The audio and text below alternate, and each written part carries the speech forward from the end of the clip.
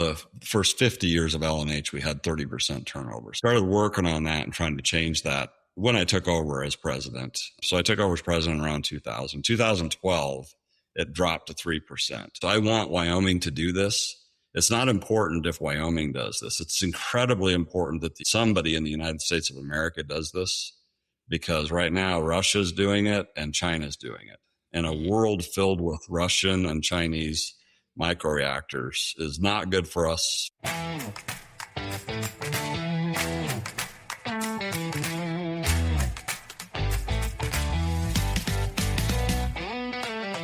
Hey there, and welcome to From the Ground Up Show, the show where we encourage and inspire the next generation of free-thinking leaders by telling the stories of those that have been there, done that, and are still getting it done, building a life that they love with their hearts, their hands, and their hustle. I'm your host, Eric Loden. If you guys are enjoying the content, help me out. Like, share, follow, subscribe on your favorite podcast platform, YouTube, social media, wherever you can find us. We are at From the Ground Up Show. And if you guys haven't checked it out, make sure you check out our new merch store, shop.fromthegroundupshow.com. You can get some sweet coffee cups, tumblers, hats, sweatshirts, all kinds of stuff there. Make sure you check it out. It's a lot of fun. So today, I am super excited. I have a guest that has been recommended by a number of other guests and requested by quite a few of our listeners. So I am joined today by Mike Wandler. Mike is the president of L&H Industrial and also the CEO of Evercore Energy. He is the founder of Wyoming's Innovative Entrepreneurs. L&H's mission is to move industries forward by designing, manufacturing, and maintaining the biggest machines on Earth. So I'm sure you guys are excited to hear more about that. Mike has been innovative at L&H, combining a strong legacy in heavy equipment with new opportunities in sensing, data, AI, and energy innovation. Evercore Energy does that through abundant, reliable energy solutions for heavy industry, including microreactors and digitally optimized power systems. If that isn't enough, Mike is also an accomplished author, having authored 2 books. So, Mike, thank you so much for joining us. Are you in the construction industry and super excited about the services you get from your material supplier? Did your material supplier pay to take you on an all-inclusive vacation this year? Do you always have what you need, when and where you need it? If you answer no to any of those questions, make sure you check out MacArthur. MacArthurCo.com. Give them a call and find the branch nearest you. Top materials, the best prices, and only the best service. And ask them about their customer incentive trips. All right. Awesome. Well, we like to start every show just getting a little bit of background and learning about you and where you came from. So can you tell us a little bit about what life was like growing up? Thanks for having me, Eric. I appreciate it. Yeah, I'm really excited. Just getting through that intro is kind of a mouthful. I know you've had quite a career and have your fingers in a lot of things. So we'll just dive right in. I'm excited to learn more about you. Awesome. Yeah, so I was born and raised in Gillette, Wyoming. My dad came there in the early 60s, and he bought L&H Industrial in 1964. He bought it from the guy that was running the shop. It was called something else. And so I was there. I was born in 68.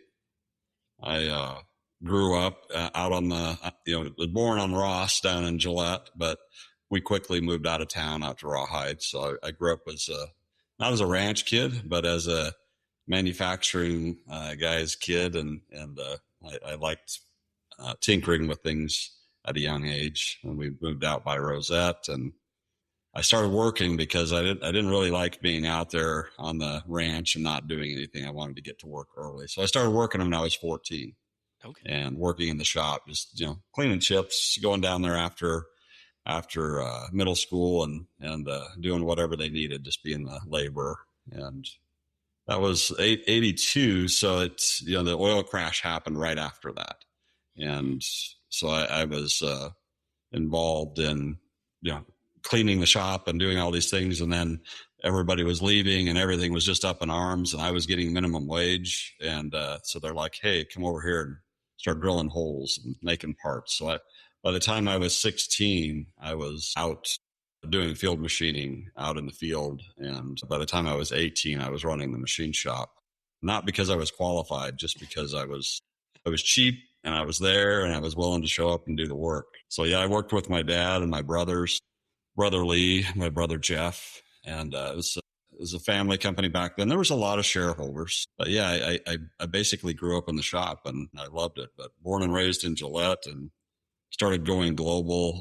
By the time I was 30, I really had my eye towards global, even in the 80s. But by the end of the 90s, I was traveling and really starting to think about the big world out there and how we could grow and diversify L&H. So yeah, it's hated school like most entrepreneurs. I went to school in Gillette and I hated it. I just wanted to go down and work. I didn't see much point in it. But so most of my education happened after I became president. So my dad had a heart problem and he needed a heart transplant. So I ended up buying him out, me and my brothers and the other shareholders bought him out in 98. And then we bought my oldest brother out in 2000 and I became president. So once I became president, I was fine up till then. I mean, I dropped out of high school about halfway through my senior year and got my GED.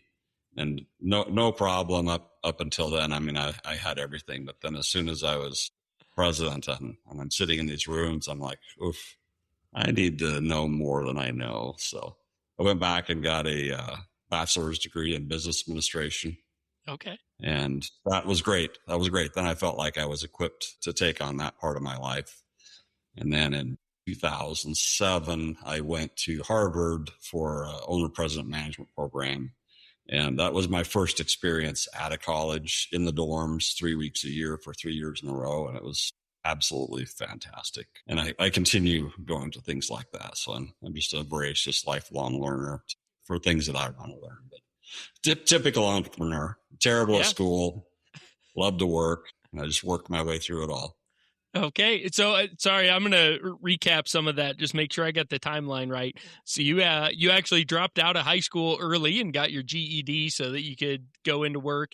And it was when you were around 30 years old is when you went back to get a bachelor's degree? Let me think about that. Yeah, it would have been 30. Yeah, so about 2000 right in there. So yeah, I was born in 68, so 32. Okay.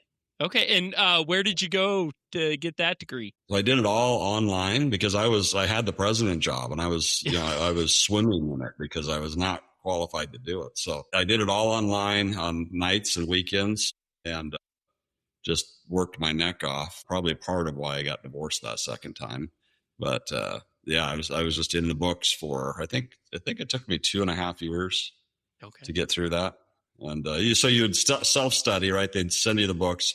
You'd self-study, and then you went down to a library and did a supervised test for each book, which was easy on some of them, but not the law books. The law books were really dense. But I had I was terrible at school in high school. They were one of my teachers told me he was going to flunk me out of the high school. And there was no way I was going to do another year. That's why I just said, screw it and quit and got my GED. But, it's different when you're learning what you want to learn, right? I can really get into it when it's something that applies and I know I'm going to use. I hate being told what to do. Oh man. Yeah. And you were moving pretty fast. If you're running a company, developing into international markets, and then also doing a bachelor's degree in 2.5 years, you're chugging through that. Yeah. When I get onto something, I have to. Because if I don't focus on it and just gut it out, I don't finish it. So yeah, I usually really put my heart and soul into it to get it done quickly and stay on it. That's great. I think that's probably true of a lot of entrepreneurs. We got a little bit of that ADD, ADHD thing going on. And if it's interesting, we can focus and get a lot done. But if it's not interesting, we're not going to finish it. Yeah, I'm a big quick start. I don't know if you follow any Colby stuff, but my Colby is 4386. So I'm a big quick start, but my follow through is not that great. Okay. So I have a ton of people around me that do all the follow through. I do the quick start stuff and the new shiny things and get them going.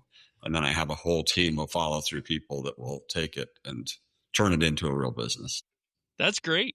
That's awesome. And I think you're the second guest we've had that went through one of those programs at Harvard. I don't know if it was the same program or not, but can you tell us a little bit more about that? Yeah, was it Cliff Root that went through it? No, Brian Gottlieb is who I was talking to. He ran a home improvement and primarily bath and window company out of Wisconsin, I believe. But out of Wisconsin. Yeah, Cliff Root's the only. Back when I got done, there was 3 people that had went through the OPM Harvard program, and Cliff Root was one of them. And I can't remember who the other lady was, but she was no longer with us. But it is a fantastic program, and I would recommend it to any entrepreneur. They have a slot limit, and this is dated information. This is back in 2007. They have a slot limit of you need to be a major owner, so they like you to have 50% of the company, and they like it to be a privately held company. There's another program for publicly held companies, but OPM is for privately held. You're a major owner and you're a president, and then you apply. And I didn't think I would get in because I'm a high school dropout, right? And I got this chinky degree from Kennedy Western University when I was 30, but it was all online. But I went there and I met them and we hit it off. So they let me in. I had to take a few classes to get up to speed, but it was fantastic. And basically what they do is they take their MBA program and they say, okay, if you're running a company successfully, $5 million to $200 million company, you can condense that because you obviously have a lot of these basic things and you've got a lot of experience. But what an entrepreneur is usually missing are these things. So they bring you there, they put you in a dorm, and they work you like a dog. I was getting up at 6 a.m. and going to bed at midnight, and you would get like 1 or 2 days off in that process.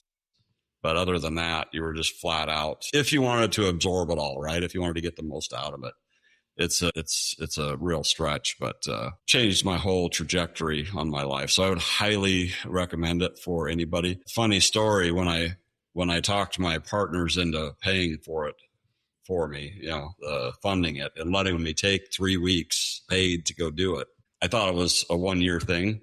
And it was like 20 grand, which was a tremendous amount of money back then. It was just like, how dare you ask to use 20 grand and have 3 weeks off? And when I got there, I realized that, this is a 3-year thing and it's 20 grand per year, right? So I had some explaining to do when I came back that, by the way, I'm going to be asking for that again next year. But yeah, it was amazing. I was ending it in 2009 at the financial crash, the housing market crash. Mm-hmm. And Harvard brought in, we were right in the beginning of that, and it was just mayhem. Nobody knowing what the future was going to look like. And they brought in all of the leading experts that were responsible for that in banks and in the government. And it really underlined the fact that these guys are not in control of anything. They really, they could kind of tell you, there's like these 40 factors, and if these things happen, then this will happen, and if these things happen, this will happen. But they're not in control and they're not in charge. They're just in the position that they're supposed to be, and it's impossible for them to do the job they've been tasked with. So, it's nature taking its course, right? That was a good lesson. It was a good thing to learn. And I've made a lot of money because of the relationships I had with those people.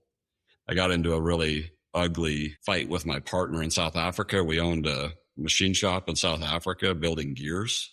Okay. We bought into it about 2003. And my partner was a Dutch South African, and he was just a maniac.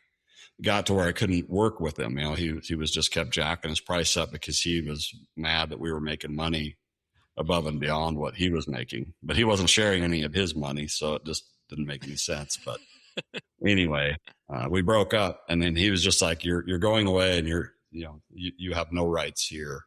Good luck. Right. I'm taking your shares. And so emailed my Harvard OPM 38 group and asked them, hey, has anybody dealt with this? Do you know what you're doing? I had 5 people say, yep, he can't do that. I know exactly what to do. I'll get on your board. I'll introduce you to my attorneys. I'll hold your hand and walk you through it. And so instead of getting $0 out of that deal, I think we got $2 million settlement. Wow. So those kind of connections are incredibly valuable. And I know Harvard gets picked on, and they deserve it for some of the stuff that they get picked on, like taking taxpayer dollars when they had so many billions of their own. But as far as going to a school to teach you some incredible things and be surrounded by amazing students and amazing staff on the business side, they're amazing. I love MIT too. I spend a lot of time at MIT now. Okay. MIT fits Wyoming a little more because it's minds and hands, I think they call it. So they like doing the work. Gotcha. But they're both excellent. If anybody can go to either one of those and learn anything that you're interested in, pay the money, go do it. It will pay. It'll give you incredible dividends. Yeah, that's great. Well, that leads into one of my next questions was, with your experience diving into the workforce straight or in high school and then postponing college till later in life and kind of going to get your college education after you had realized a particular interest and a particular need, how has that shaped your view of education? What advice would you have for the high school student trying to figure out what they want to do with their life? Should they pursue a college education at all costs, or should they get involved in the workforce and figure out where they want to go? What are your thoughts there? Yeah, so the best advice is to do a Colby Clifton and Print. Figure out your unique abilities and your passions. And a parent should do this with their kid around 10 or 12. Okay. Help figure out what that kid's current unique abilities and passions are. And I love tradesmen, so I'll talk about tradesmen in a different way where you don't have to test them to figure this out. If you've got a kid that he probably doesn't like school or isn't good at it, but you see him working on his bicycle, motorcycles, tearing things apart, putting them back together, that's a tradesman. So what we're looking for, and the world is looking for in tradesmen, is people that like to fix things and make things, engineering type of people. Now that right now is the highest paying job. But don't go after a job because it pays. First, stop and figure out your unique abilities and passions, and you can do Colby Clifton Print stuff. And once you know your unique abilities and passion, then go into AI and say, what all jobs would this Colby Clifton and Print, what all jobs would I love? And see which ones pop out for that kid, right? And there's going to be a lot of them that pop out, and then tell them, okay, you're going to have to choose, narrow it and choose. And it's not a permanent choice. Tell them that, right? It's not a permanent choice. It's just, what are you going to do first? What are you going to do for the next 10 years? You need to make a commitment. And, but if you did that with the kids, or if they do that for themselves, they will land on a job that doesn't feel like they should even be getting paid for it, because it's so easy and they love doing it. And they just happen to know that it's worth $100,000 a year. So they get that money to be able to do something they love. And then the second piece of that is make sure that you go into a tribe of like-minded people. So make sure that you like the mission. I would say, first of all, create your own business. And this is going to happen going forward because of AI. A lot of people are going to just create their own business and be their own entrepreneurs. And that is, an entrepreneur is the freest person in the world. So I would wish that on everybody. Again, it's not for everybody. Check and see if that's for you. But if it is for you, man, just do that. It's wonderful. But if it's not, get very clear on your unique abilities and passions and go into that field. And I wrote a book on the Know Thyself, Love Thyself, which kind of covers this whole concept of starting out with mental fitness, mental resilience, and then you go into this unique ability, and then you figure out how to drop into flow. And the flow state, you can call it what you want, the zone, whatever you want to call it. It's when time warps. That's how most people know that they're in it, is the day went by quickly or really slow. And And if once you experience flow, you're not going to want to do anything that's not in flow. You keep looking for that. And then if you're working for a company and you have a great leader that's been properly trained can get the group into flow. So whatever the group is. And then that's a whole nother level. So personal flow is amazing and you can get to that by yourself. Group flow takes a great leader and it's beautiful to watch. Awesome. I want to take a moment to tell you about our new partner, Athlete Fresh. If you work hard or train hard, you know the frustration of trying to clean sweat out of your clothes. They just aren't the same.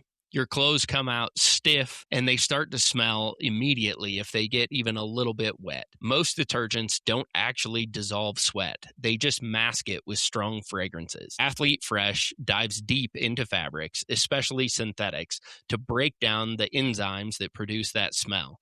They rinse sweat out once and for all, leaving you with clean, fresh clothes. They can even bring new life to your favorite old work clothes or athletic gear by removing the residue that other detergents leave behind. Make sure you check out athletefresh.shop/FromTheGroundUpShow. Well, I know you kind of ran through it a little bit, but maybe just helping us understand the scope of your business. You said your dad purchased the business in the 60s. When did it originally start? Yeah, I don't know when that building started, but it was just a small machine shop, and the guy that ran it wasn't paying his bills. So it went into receivership, and I believe the bank came and said, hey, anybody working here want to buy this? So Dad went and borrowed some money from his relatives and bought the shop. It was just a small little garage machine shop working on drilling rigs, but Dad was running it. So, and then he renamed it L&H Industrial because it was Leon was my dad's name. And then Hank Barney was his welding, the guy that was going to run the welding side and help him run the business. Cause Dad really didn't want to do the welding stuff. He really liked the machining. And it started and it was a boom. That was a oil and gas boom. And Dad was working on drilling rigs. And so they were as boom, just rolling in cash from the 60s all the way through the 70s. And so they were rolling in so much cash that they built a brand new building out in a field north of Gillette, out in the middle of nowhere, out by the fishing lake. And now it's surrounded by town, but then it was the middle of nowhere. And they actually did development. They developed land. So they had this huge, beautiful building. And I started there pushing propulsion around the floor and helping the contractors doing electrical work and things as they built that building. Yep. So I was there to help build the building and then to move all the equipment and move all the stuff from the old side of town to the new side of town. And I didn't know what was going on. I was 14, but then no sooner got the machines moved over there and the work dried up. But they had built this shop to handle, like, I'll get the number wrong, but it was like 12 derricks could be set into this shop, and it was all designed for the drilling, and it was gone. I mean, literally the day they opened it, all that work disappeared, the oil crash. And the most we ever saw in there after that was probably 2 derricks through the 80s a little bit, but we had to pivot to mining. So all my dad's employees had gotten hired by the mines to come out and start doing the coal mining and start the maintenance shops at the coal mines. And there was no services in Gillette. I mean, we were one of the few. There was no field machining. I helped Dad. He took a Model A rear end and turned it into a portable boring machine to go out and line bore. And I cut my teeth running that portable boring machine. And I remember being out at one of the mines, and they realized how young I was. And the safety guy, of course, was like, no, you can't be here, you know. And so they took me in the office to Dad's friend, and Dad, his friend called him and was chewing him out, and like, you can't have this 16-year-old kid out here. And Dad said, okay, well, have him pack the stuff up and send him in because I don't have anybody else to do it. And so I got a pass. I got a pass to stay out there. That's awesome. Yeah. Oh man. So I cut my teeth in the mining. My oldest brother, Lee, he cut his teeth in the oil field. So he stayed in the oil field. But one of the reasons we bought him out is he didn't want to do the mining stuff. He wanted to work on pumping units. And so he took the old shop and set up Marlin Oil, and he still owns oil wells, fixes oil wells. He does that stuff, but that's That's why Lee left for the oil field stuff. We still do oil field work. So we do, but it's oil mining mostly. And then there's some oil field work that comes in the shop that we do, and we love it. Love those customers. They're great legacy customers. But most of our work is now in surface mining. So the mines, and then the railroad came in the 90s, and we started working on maintenance away equipment for BNSF. Designing, we put real engineers in, and we always had shade tree engineers, and my dad was a great shade tree engineer, but then we formalized it and had a whole engineering department. Then we just kept going out further and further, and different mines, and then NASA. I don't know if you saw the Artemis rocket shoot off, but we'd worked on the NASA crawler transporter. We do a lot of work for NASA, a lot of work for Blue Origin. And lots of mineral processing and aggregate work. Wind, we work on wind shafts. Everything's in big mining equipment, or largest equipment in the world, but it's all machining, mechanicing, welding, field service. It's been a great ride.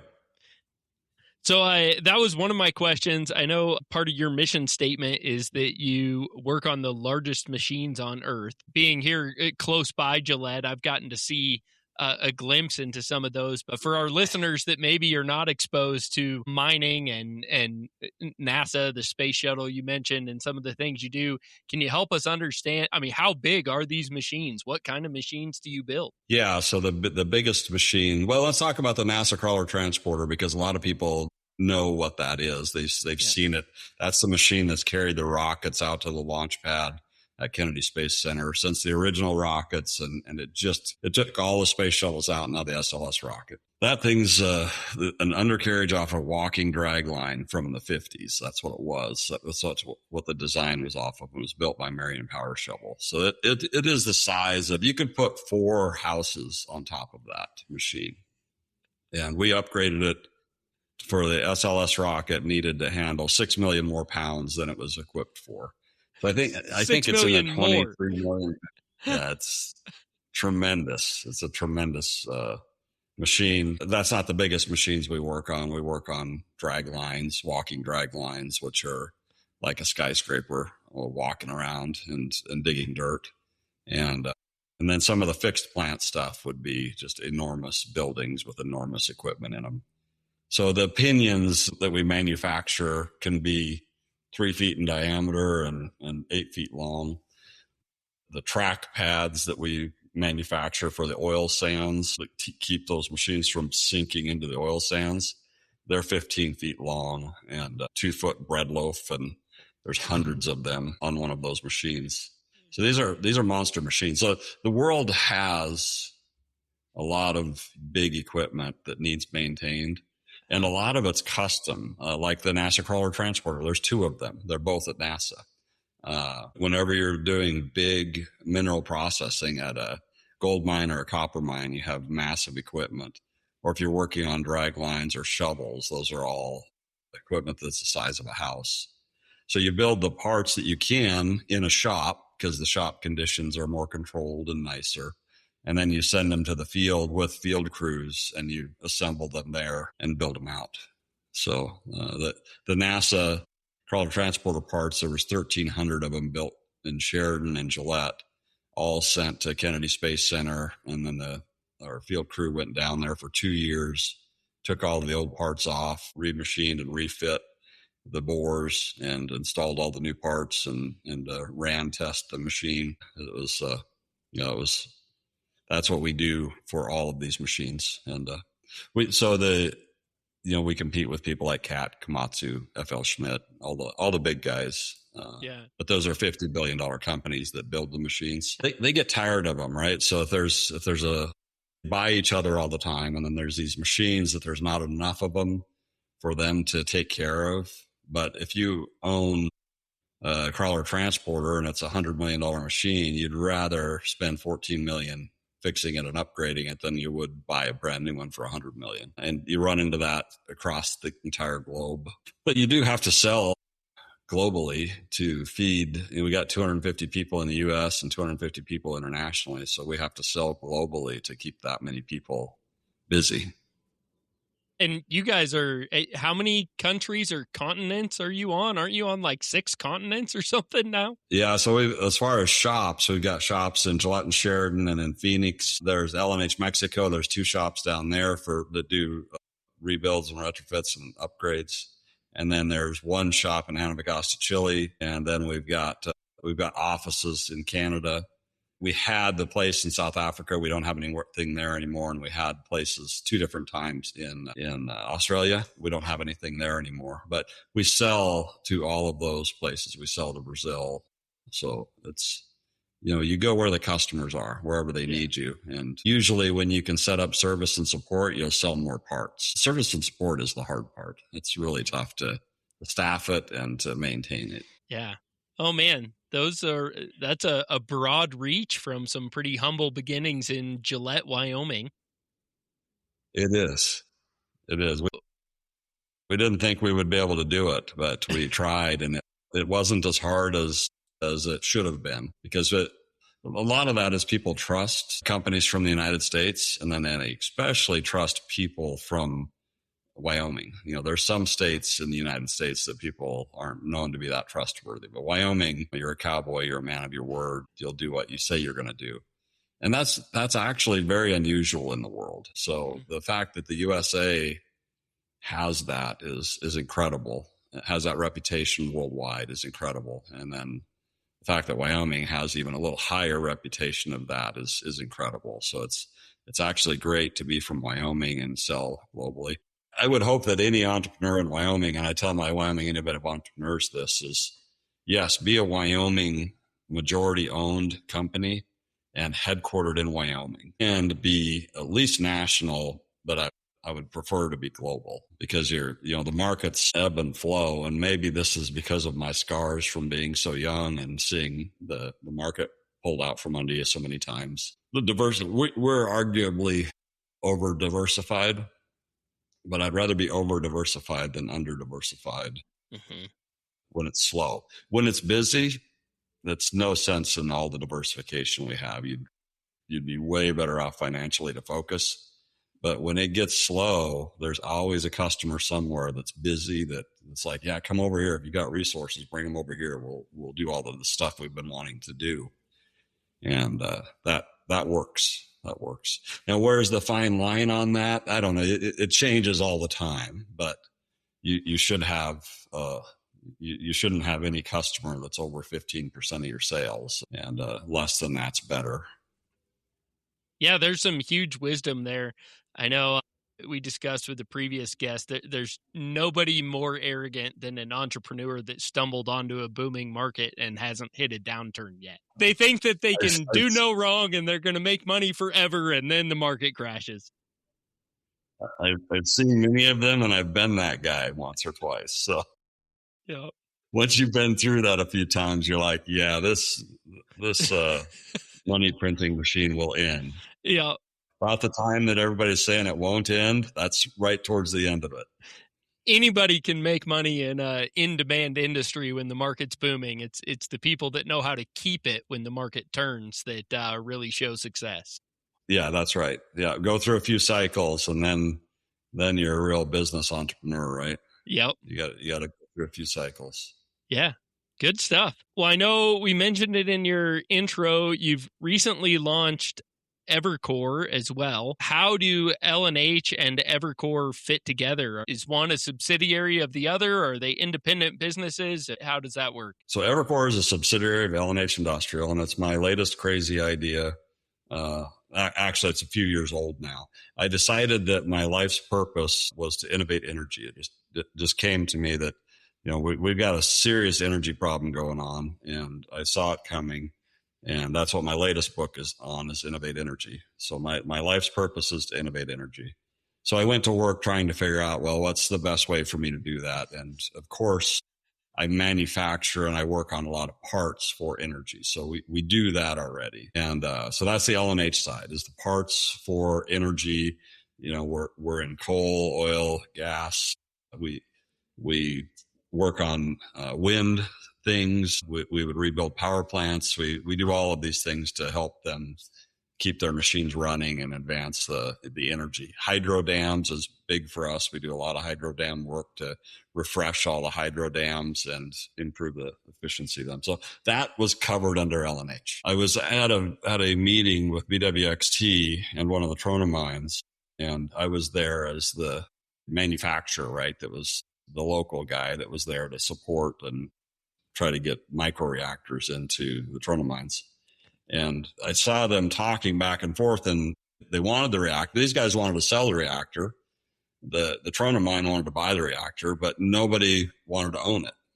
Mm. And, I'm an entrepreneur, so I'm like, wait a minute, why don't you want to own it? And they told me, and I'm like, well, sounds like a good business opportunity. How about I own it? And they're like, yeah, that would be great. So you figure out how to do that. We would love you to own that. So I headed down that road and working with Governor Gordon, working with Wyoming Energy Authority, and thinking about this, it came to me that owning the microreactors, if we could have a Wyoming-based company that owned microreactors, and I'm talking about 10 megawatt, maybe 20 megawatt microreactors, and you had fleets of them. So you'd buy $1 billion a year worth of them, and you would lease them to my customers, these mining customers, any mineral processing customers, anybody that's remote, that's at the end of the power line, and they're the first ones that are going to get cut off as this energy boom is happening. So that's already happening now.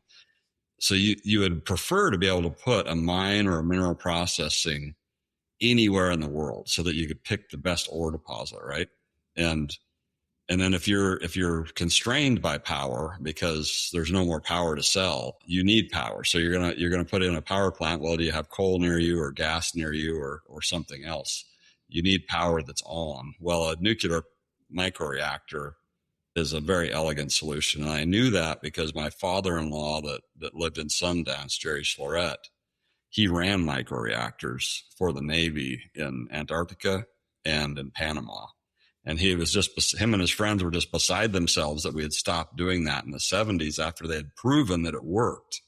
So I knew that this could be done, and I'd talked to the guys that did it. So I started focusing on that. And I didn't want to build them because I could already see there was lots of people. BWXT, they're the best at building microreactors. They've been doing it for the Navy forever. I could see Radiant came in, lots of people dogpiling on building them. So I'm like, I will build parts for you. So I want to build parts for BWXT, for Radiant, for all of these other microreactor companies from LNH.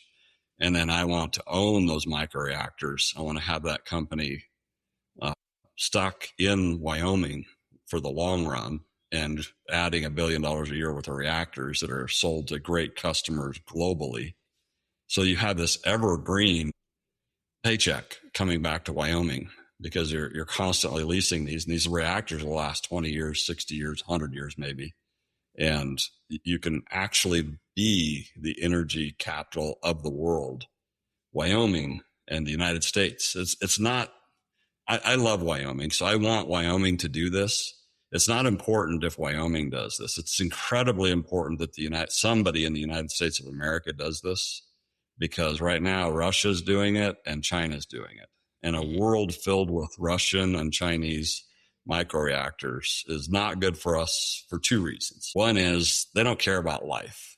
They don't care about whether they pollute the world. They just don't care, right? They look at killing people way different than we do, or polluting the earth way different than we do.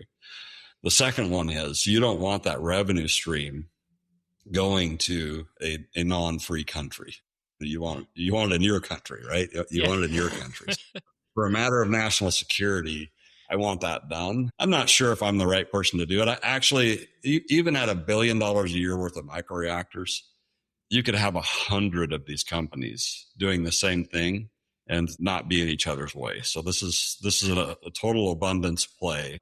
It's a complete subsidiary of LNH. I'd hired Marcio Pez-Bretto for a couple of years to help me with it. And then I realized that it's not ready. I don't have any microreactors to sell. So he went off to do something else because he needs to get on with his stuff. And I decided to just wait. It's still active. I'm still promoting it. The book I wrote, Know Thyself, Love Thyself, or the book I wrote on Innovate Energy just dropped, and it outlines that. And you'd say, well, why are you doing that? Because you're just letting your playbook out, because this needs to happen for the good of the United States. And if I can do it and I can put it together for Wyoming, awesome. If somebody else does it, 100 other people do it in the USA, that's awesome too. It just needs to happen. There needs to be great leadership. And this is a way to do it. So if you did this, and I love coal, oil, and gas and hydro and all of these other energies. There's a place for all of them. This one could be owned by Wyoming. Some people will say, well, the micros aren't going to be competitive. Okay, that's true. They're going to cost more than an SMR or a big light water reactor.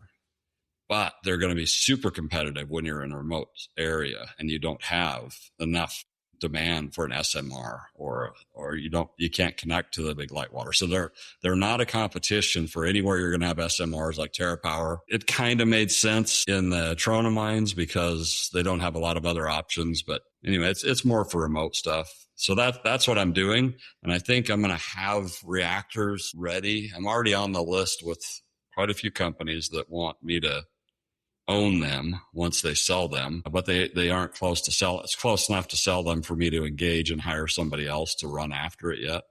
Okay. But as soon as they are, then I'll explore and I'll hire somebody to follow through with it, and I'll round up the money, and it'll round up the people to operate them, start buying them. I'll start working with Wyoming to get this anchored in Wyoming. So my thought of that is there's always this worry that worries us in Wyoming because we don't have to pay our own taxes. The minerals pay our taxes, right? Mm-hmm. So if you could do this for 10 or 15 years, then you would have something to pivot to tax if you needed to. If the minerals wouldn't pay our taxes anymore, you would at least have a highly profitable company that you could pivot and tax to take care of that. Have that be a plan for the long term of Wyoming for a lot of different reasons. But yeah. The main reason is it's a matter of national security. This needs to be done. Awesome. Well, I want to dive into the nuclear and understand that a little bit better. But we've already covered, you guys do large mining equipment. You're dabbling in nuclear. You've built stuff for NASA. You have the crawler, and I understand you guys built some parts for the Artemis 2 that's up exploring the moon right now. What is the type of equipment or the aspect of your business that you find most exciting? What are you most interested in, or what is the most fun to work on? Anything new. So I'm a quick start. So I like the new things that will significantly improve where we're at or just to learn something new. But it needs to be something where there's revenue, there's profit to be generated. So it needs to be somewhere where we're not going into a market that's full of people that are doing fine. It's something that needs to be done, being ignored by others or is just underserved. We can move the needle in a significant way for our customers. So we have a compelling offer and we can be profitable at it, right? We're past working for free on purpose. We'll do that enough on accident. We don't want to do it on purpose, right? Yeah. Amen. So the new stuff that I'm focused on right now, the NQA1 you mentioned. So we got tangled in with all of these nuclear guys for quite a few years now. And the BWXT guys brought us an incredible opportunity to make parts for this power plant. And we're in the middle of still negotiating that contract with the lawyers. The lawyers are trying to screw it up, but I think we'll get that one landed. But in that process, we decided to get our nuclear quality assurance. That's what NQA stands for. We decided to get our nuclear quality assurance program in place. So we hired a guy, and he came in and did a beautiful job helping my guys, Paul and Gary, set up a nuclear quality assurance plan. We hired one person. We got Paul moving over there, and we have two others that we moved over there, Paul and Gary and Russ, into a building. It was actually an old GE apparatus shop that we had bought many years ago and sits right on our campus in Gillette. So we allocated that building. We're refurbing it, putting walls in because it needs to be secure. The people having these parts done don't want them mixed in with the ISO level parts, which is another quality program. So your ISO level stuff and your NQA level stuff will be in a separate building, and the people will be over there. I'll be over there with them for the foreseeable future just to get this up and going. And we're right now ready to take business for nuclear quality assurance, which means that it's radiated components. Before, with our ISO, we could work on non-radiated components, which when you look at a nuclear power plant, there's plenty of non-radiated components, plenty of stuff you don't need NQA for. But anything that's radiated, now you have to have nuclear quality assurance level, and it's a bugger. It's a big lift. And I would love everybody in Wyoming to jump in and do this too. I want Wyoming to be the place you go to buy parts for nuclear energy. That's especially in SMRs and in microreactors, that's a brand new industry. I've never been around when you had an opportunity to be at the ground floor of creating a brand new manufacturing industry. And then along with that, the old light water reactors, which they're going to build more new ones. You might as well enter that as well because it's the same certifications. That's my dream, is to help. I'm going to set LNH up. But while I'm doing that, I'm going to share what I'm doing with other entrepreneurs, innovative entrepreneurs in Wyoming, so that they too can come along. And then my word of warning is it's very expensive. I talked about a building. I talked about 4 people. I talked about a certification program, or a program put in place that cost, I think it was $250,000. I think now this work will be higher margin work. So somebody that's the same part in ISO, and then you do it in NQA, you're going to be able to charge multiple times more for the NQA one because of the pedigree and the tracking. But I think you would need, you'll definitely need millions of dollars worth of work lined up to bother paying for the registration and the having that in your building and having your people distracted by it. And then the other thing we learned is you can't put it in with your ISO program. It will eat the lunch of your ISO program, and then you'll only be doing NQA1 work. That's why it works. The higher the level program you put in, it swallows all the lower level stuff. And that's okay if you don't care about that old work. But we do. We care dearly about that old work. So we firewalled between the two to where this doesn't swallow that, and it's separate people and it's separate planning and separate hats that you put on when you're doing it. So it's important to keep it separate, not try to mix it in. It's important that you can see millions of dollars worth of revenue, that some customers telling you, yes, if you would go get that, I will give you this work. Yeah. And the way they're telling you that should be that they're bringing you other non-nuclear work, and you've got a relationship with them, right? Not a guess or a passing. Yeah, I'd give you work, because everybody says that. Yeah. Yeah, absolutely. If they can get somebody else to make their investment for them, why not? But right. that goes back to the diversification you were talking about earlier, making sure you're in multiple markets and having your bases covered there. Yeah. So yeah, and then go ahead. Oh, yeah, I was going to say, you've mentioned a couple different levels of kind of nuclear power and different size systems. For the novice that maybe isn't familiar with that, can you help us understand what size are we talking about? What counts as a micro reactor? What kind of application would there be for that? Yeah, so the light water reactor, and I'm probably getting these terms wrong, but the what I hear normally called a light water reactor was your grandfather's reactor. It's the one that you see the big smokestack, right? It's not smoke, it's steam, but you see the big stack, and it's a huge machine putting out a gigawatt of power. Ours look a lot smaller and a lot more elegant. They look more like a normal power plant, like Wyodak power plant, and okay. They're putting out 250 500 megawatts of energy. So you need 3 of those, 2 or 3 of those. You'll need 3 of those to make up the big ones, right? So you got the huge ones, and then you got the medium sized ones. They're still fixed plant, but you can build them modularly. So that everybody's wanting to build them modularly, which means you build them in a factory the size that you can haul. And then you haul them to site and you put them together. Do as much work as you can in the factory. And then then you have a micro. And a micro is, some people still build them for fixed plant. I would love if micro meant that it could be hauled on a semi. That would be my definition. That's the one I'm looking for. Yeah. I want the microreactor that I could haul it on a semi. And I don't care if it takes 4 semis, but haul them on a semi, quickly assemble them on site and not have fixed plant equipment and be able to just set it up, not have things buried, and be able to move that. What I want, I don't know if you've seen the Pele that BWXT delivered, but it's a mobile microreactor that the military can use to put it forward positions when they're fighting conflicts and keep the power on.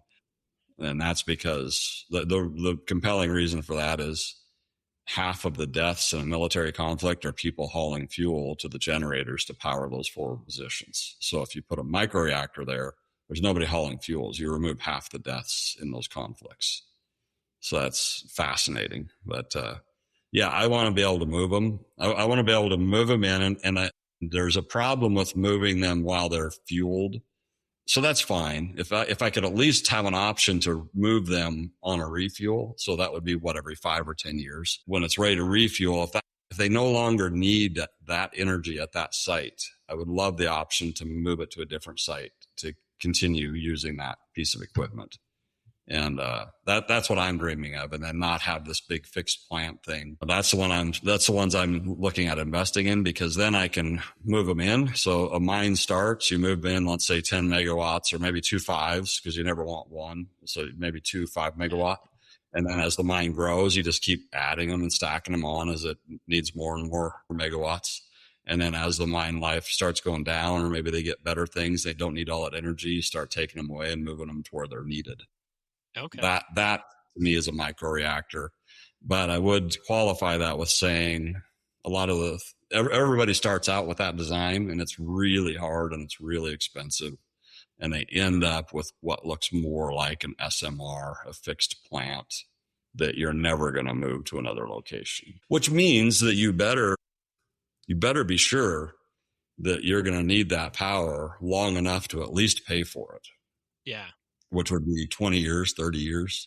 There's an interesting problem coming, and that is the cost of the power. So we're running a bunch of energy that was put in, 30 to 60 years ago. And that's in coal and nuclear and all of this. We put it in 30 or 60 years ago. Well, imagine a house that you bought 30 or 60 years ago. You probably paid 15 or 30 grand for it. And now you're living in it, and you paid off the fixed equipment long ago, right? You still got your maintenance, but you paid off the thing years ago. So that's what we have in all the power plants. We have stuff that the setup was paid off years ago.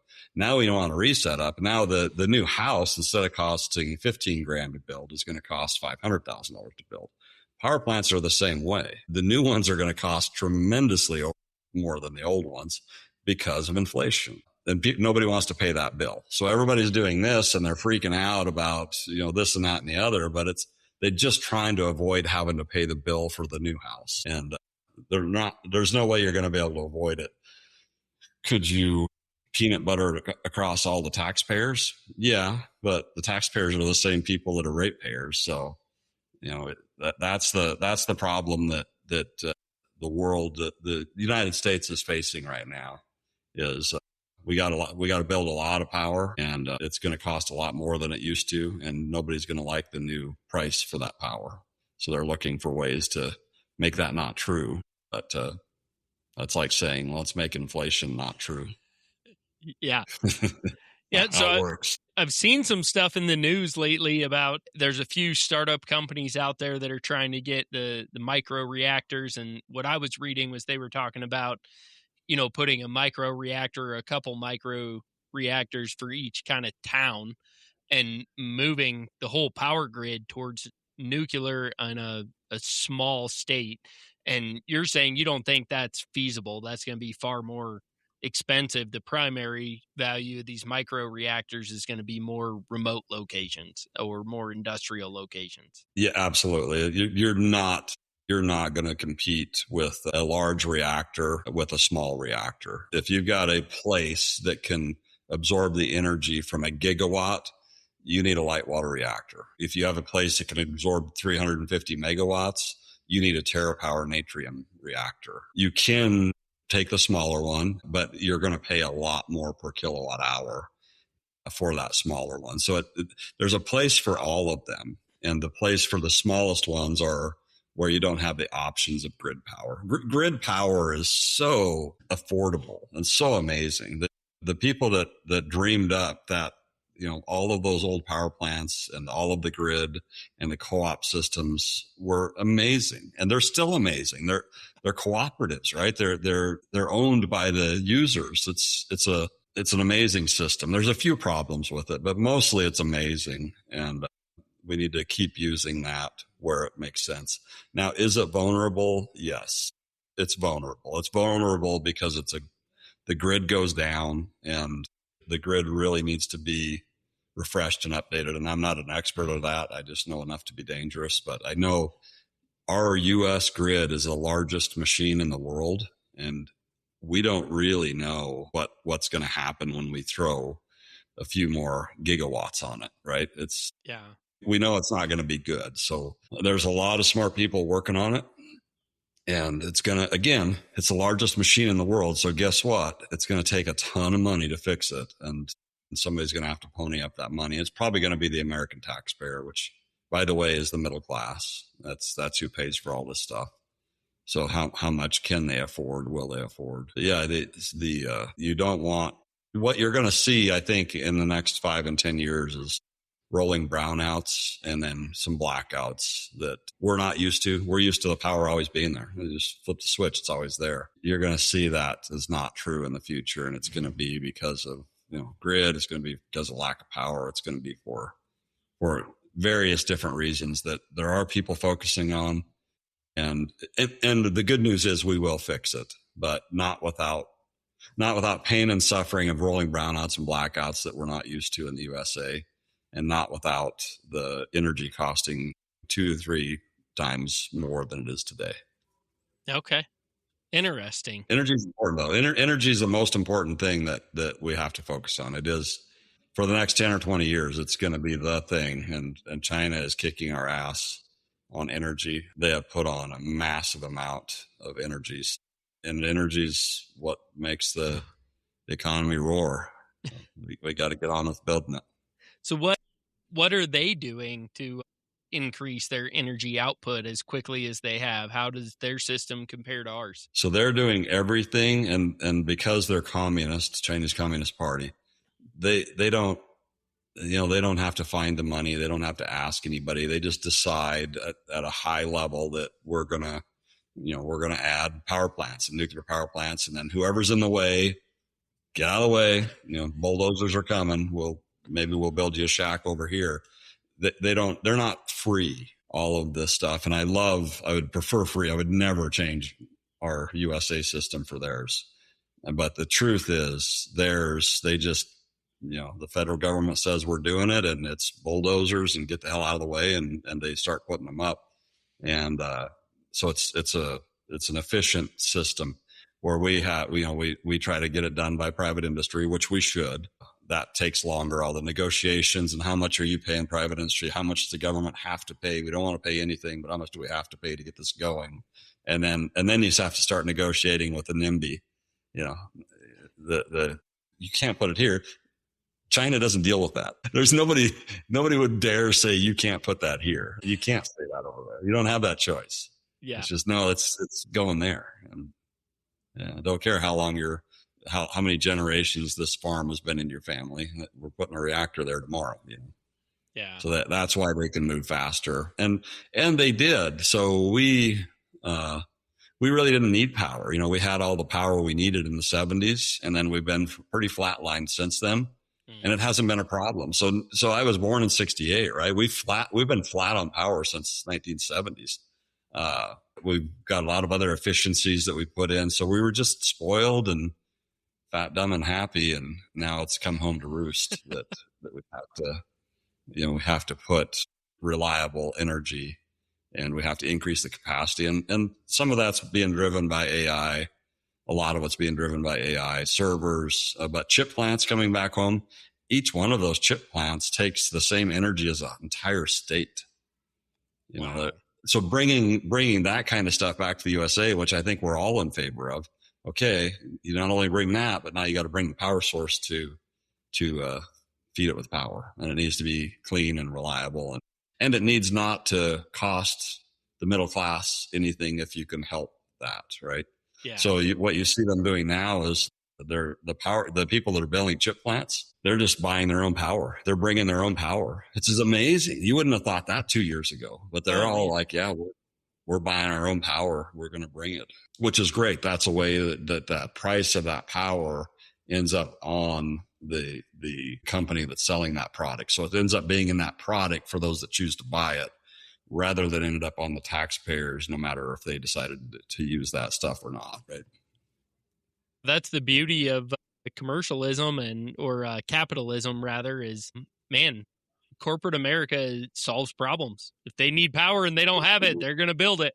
So, and it's happening right now, and I'm just proud to have a little small piece of it, and know enough about it to try to peel off some of it and help the fight, right? Yeah.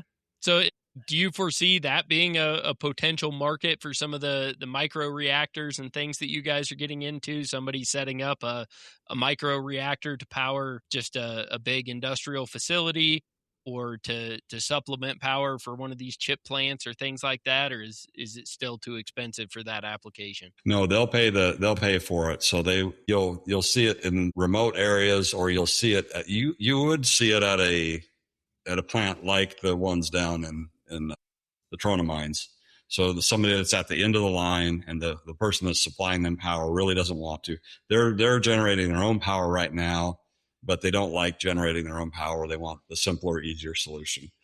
I don't think you're going to see that very prominent until the mid 2030s, because what's going to have to happen is somebody's going to have to pay for the first of a kind, and it's going to be very expensive. And then they're going to have to be the nth of a kind, right? So I believe when you start building, and this is whether it's SMRs or microreactors, when you start building, let's say even 25 a year, and it's the same 25. So the same, you got your design worked out, you proved it.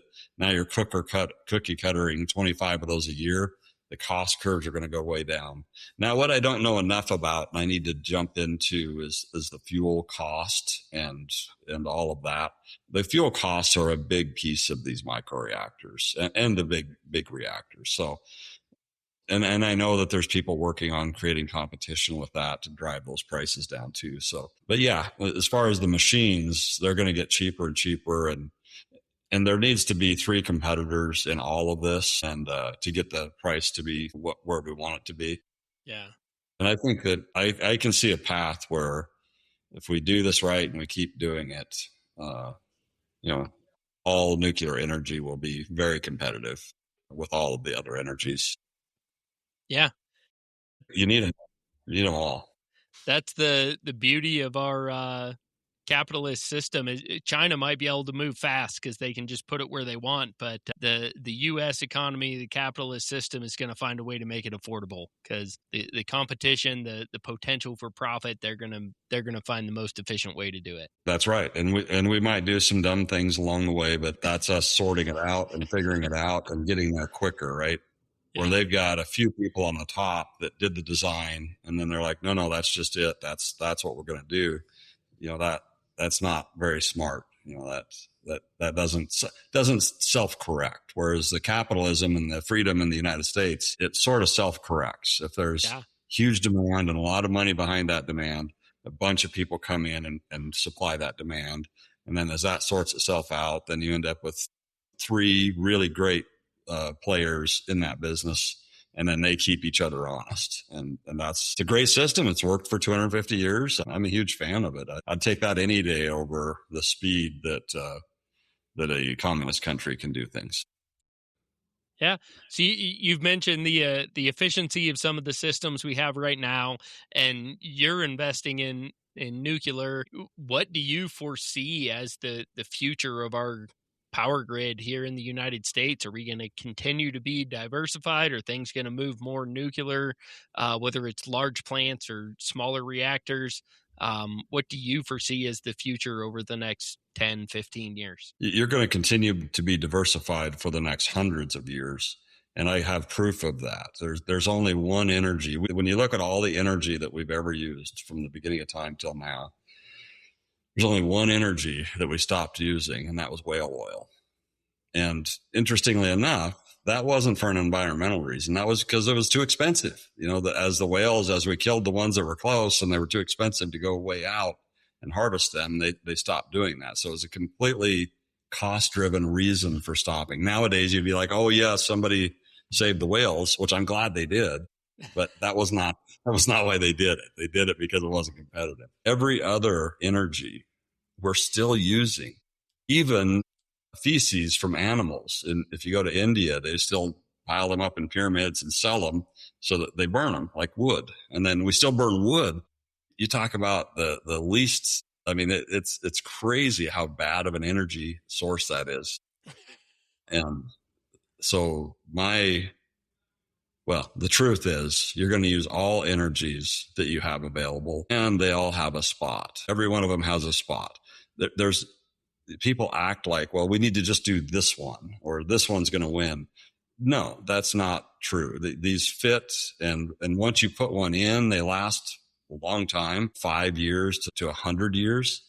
You're not going to put a new one in. You're going to keep running that one, optimizing it and get all the good you can out of it. Now which one will they be adding on to? Whatever the government decides to support, I guess. So what you want when you're in an industry is you want growth, right? So once the growth stops, then the margins start going away, and it's kind of a race to the bottom. So which one will be growing? Definitely nuclear is a growing one right now. And hydro can't grow because you don't have that many places to put it. Although hydro is arguably, it's really elegant, beautiful way to create energy.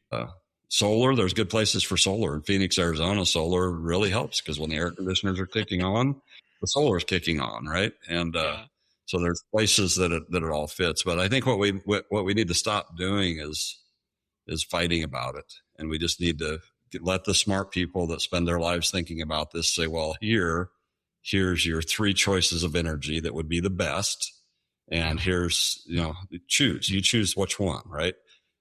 We have that knowledge with AI now. We can very easily optimize that and stop making it about dumb things that aren't the cost of energy. And environment. Yes, we all want a clean environment. Nobody's going to want to contaminate the environment. So that's just true, and that can be true with all of these energy sources, except probably wood. Probably pretty hard to argue that wood won't cause pollution, but it's all of the above forever. And that's been true our entire existence. And I think it'll continue being true. And I think the other thing that will continue being true is that any of them that are big polluters, like if we decided to go back to just wood and we were only burning wood to heat Gillette, people would put a stop to that really quick. As soon as it started, polluting the air, they would stop it. And that's abundantly fair as well. And the other thing that I think is very, very important for people to know is the middle class pays for all of this stuff. So don't do dumb things that are just wasting money for dumb reasons, because the middle class can't afford it. And if you outstrip their ability to pay for things, it all falls apart anyway. And they need a break. So we need to be thoughtful about the whole thing and put all the energies in that we can and keep up with the demand. Yeah. Keep people's lights on. Keep people's lights on. Yeah. Yeah. Interestingly, though, it's not going to be the consumers that are the first cut off. They think they will be, but they're not. They're the last ones that get cut off. What happens is first they call the steel mill, they call the mine, they call the industry, they're big power users, and they're like, shut your stuff off. So voters, the middle class that's not out working in one of these heavy industries that uses a lot of power, won't be the first ones cut off. So that's another reason that heavy industry knows that. And they're like, oof, if they get cut off for a few weeks, it completely ruined their profitability. And ruined contracts. And they're at serious risk. So they have to kind of take control and have plan B's and C's for energy to keep themselves going, because when the grid's having to curtail, they'll be curtailing the businesses first. Yeah. Yeah. If you're in a large industry, a controlled industry that's only making a couple % per year of profit margin, you get shut down for a week. You're done. That's it. When I owned that shop in South Africa, it was right when the black empowerment was coming back in, and they took all of the trains off of the railroad, all the coal trains, and they put them on the roads to create jobs. Immediately beat the hell out of the roads, huge potholes, destroyed the roads, and couldn't get the coal to the power plants anymore. And this was over about a year period of time. So we started seeing rolling brownouts and blackouts. That company became unprofitable immediately. Within a month, it was unprofitable. So we've seen it happen, and it's a problem. Yeah, I'm with you. I think the best solution is when large industry, when corporate America starts solving that problem themselves, they're gonna find the most efficient ways to do it, and it's gonna come through in product cost rather than taxes or utility which is abundantly costs. fair. It is. Yeah, you pay for what you get. Whenever you add it to the product cost, and the person that's benefiting from that gets to pay the bill. You can't do that all the time. I'm not against the government priming the pump to get things going. They have to sometimes. Yeah. But you shouldn't. It shouldn't be a constant thing where you're taking something that somebody should be paying for and charging it to everybody else. That's when it's gone awry. Yeah, that's why capitalism works, is the consumer pays the cost of the product. You're not paying for your neighbor's stuff. So, yeah. Awesome. Well, I want to shift a little bit. We've talked a lot about your businesses and now especially the energy industry. Let's dive a little bit more into your journey. You started at 14 years old, just running a machine in a machine shop, and are now president and CEO of multiple companies. What has been the most difficult step in your career journey? The difficult step was getting good at working with people and running people and getting the right team that wanted to work with me and that I wanted to work with. So I think the people are the most difficult. It's very difficult to find work and grow work as well. But if you have the right people and you know how to lead people and reward them and all of those things that go into human resources, the people make it easy, right? If you can gather up a team, and I was absolutely terrible at it. I hadn't really had any training at it. My dad was kind of a maniac. He ran it old school 1970s oil field style, where he'd come in calling you every name in the book, screaming, yelling, veins popping out of his head. And that was just how he spent his day. Right. So I knew I didn't want to do that because that wasn't working. By the time the 90s come around, that didn't work anymore. He just lost people. But I was still, I was kind of a young punk jerk. And I remember I got a 360. They did a 360, which is they have all the people around you evaluate you. And my dad delivered that to me, and I was so pissed. I was so pissed because everybody hated me, right? And but it was a wake-up call for me, and I'm like, okay, I needed that. So I started working on being a better leader, and I'm still working on being a better leader. You're never done. It's just always constant. So I think that's the hardest part for me, and the biggest learning. And I'm still learning, and now I'm into the mental fitness, mental resilience, and unique abilities and flow. So it's a higher level. But finding great people, I am convinced that I can grow as much as I can find great talent to service the customers and find and retain, right? So for the first 50 years of L&H, we had 30% turnover. So 30% of the people would leave every year. Started working on that and trying to change that when I took over as president. And in 2000, so I took over as president around 2000. 2012, it dropped to 3%. And I remember calling Denise, my HR manager, and I'm like, did we do something? Or is this just, what's going on here? We've never seen anywhere close to 3%. Never seen single digits, ever. He says, well, I don't know. We'll see. It's been at 3% since then. Now it's at 2%. So we only had 2% of our people leave every year. And that's astounding. If you run the numbers on 30% turnover versus 2% turnover, it's all of our net. We would have no net if we were still at 30% turnover. Yeah. So it's really, it's hard. because people are slippery, and it's important. If you do it right, you end up with awesome people that you end up like Navy SEALs. So our mental fitness coach that we have was a Green Beret, but all of these special forces, right? Yeah. You end up knowing that person beside you, and you got their back, and you know what they're going to do. You know what they're going to say before they say it. You know what they're going to do before they do it. You know each other has each other's back. You know when they're having a tough time, you pick them up. When they have a tough time, you do the same. And so that's the culture we're going for, and that's next level, and it's awesome. That's incredible, man. 2%. That's kind of unheard of in any industry. So especially a blue collar industry, that's pretty impressive. Yeah. It's I'm very proud of it. It's probably my biggest accomplishment, and it took a lifetime to get there. And as you know, it would take a few minutes to screw it up. Yeah, you constantly have to work on that and create it and make it happen. And if you end up being an idiot for a few weeks, you could ruin all of that. Yeah, absolutely. It takes a lot of attention.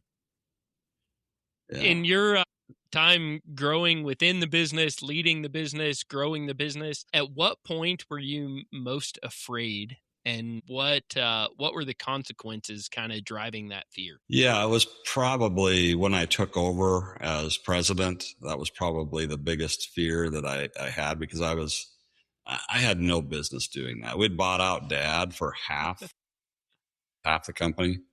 And then 2 years later, we buy out my oldest brother for another half.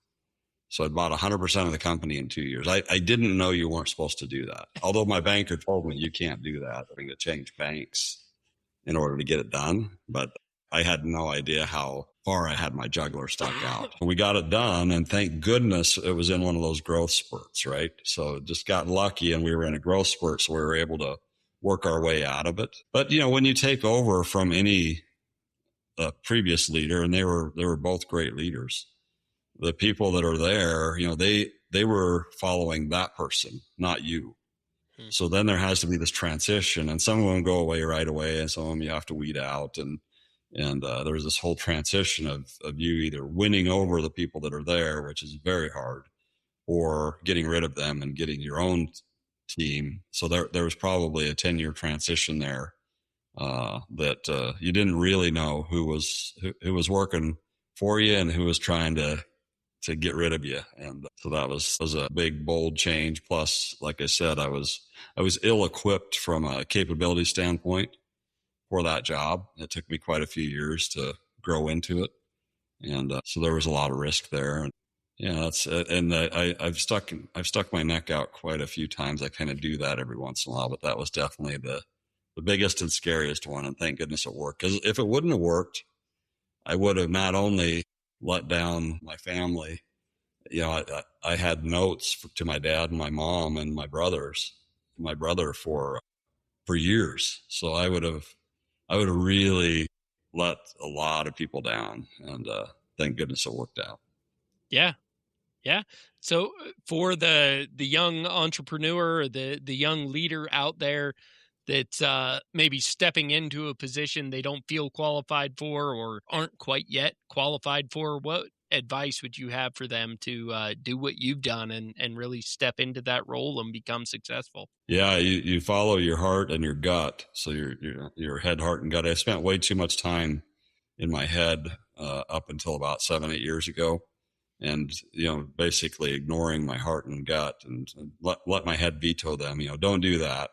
Follow your head, heart, and gut, and know yourself. I knew that I was a workaholic, and I still am a workaholic. I'm a little recovered now, but I knew I could work my way through it. I could work harder and more than anybody else, so I would win, right? But you have to know yourself. Not everybody's built the same way, but you take those risks and you learn from them. And I try, I hesitate giving people advice to be too aggressive or not aggressive enough, because I was very aggressive. Like you said, at 32, I was a president of L&H Industrial, which, was probably a $7 million, $8 million company back then, but that's still a serious number for a, 32-year-old that hadn't been trained to do that job. They have to do their thing, but I did it by working a lot and being a workaholic, and I did it my way, and they need to do it their way. But now with AI, it is so much simpler. With AI, they have access to all knowledge ever, all of it. So they just need to know how to ask good questions, and then they could set up their AI. So if I had it to do over again and I had AI in 2000, I would have focused on learning AI. I would have set up my executive, CEO, CFO dashboards on that, and it would have hand fed me what I needed to look at and pay attention to. But word of warning, it would have told me, no way, don't buy out my oldest brother. So this is where the heart and the gut comes along, right? Yeah. So sometimes not having that information served me well. Got lucky. Luck is part of it, right? So yeah, it's a hard one, but I like being bold. I like taking hard problems and solving them. And I think it's incredibly great now that everybody has access to AI, has access to all knowledge ever, and it puts it in context that they can understand.